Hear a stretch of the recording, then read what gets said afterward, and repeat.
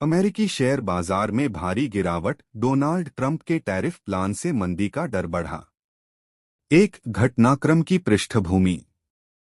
पूर्व राष्ट्रपति Donald Trump ने हाल ही में यह संकेत दिया है कि अगर वे 2024 का चुनाव जीतते हैं तो वे फिर से चीन और अन्य देशों पर कड़े टैरिफ, इंपोर्ट ड्यूटीज, आयात शुल्क लगाएंगे। ट्रंप पहले भी अपने कार्यकाल 2016 से 2020 में अमेरिका फर्स्ट नीति के तहत कई देशों पर भारी टैरिफ लगा चुके हैं, विशेष रूप से चीन पर। दो टैरिफ से क्या असर होता है?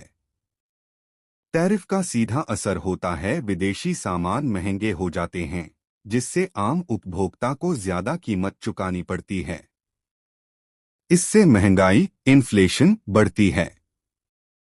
विदेशी देश भी बदले में अमेरिकी सामानों पर टैक्स लगाते हैं, जिससे अमेरिकी एक्सपोर्ट्स को नुकसान होता है।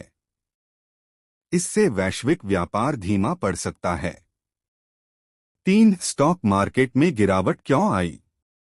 निवेशकों को डर है कि अगर ट्रंप दोबारा राष्ट्रपति बने और टैरिफ लगाए गए तो इससे अमेरिका की अर्थव्यवस्था स्लोडाउन या रिसेशन, मंदी की तरफ बढ़ सकती है।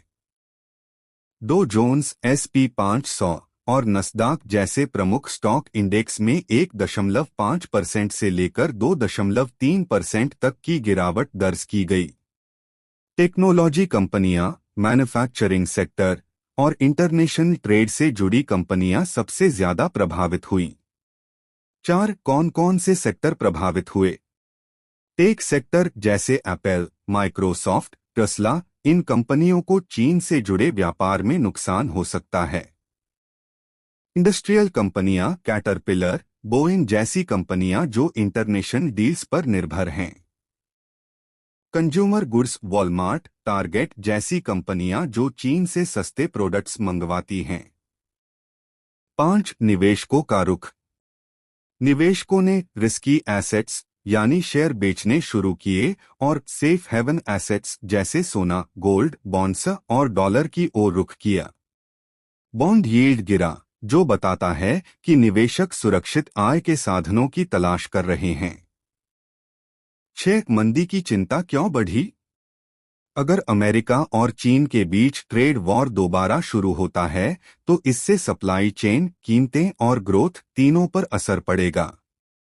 इसके चलते federal reserve, US central bank के लिए नीतियां तय करना और मुश्किल हो जाएगा, महंगाई को काबू करना और साथ में आर्थिक ग्रोथ बनाए रखना। निष्कर्ष, कंक्लूजन।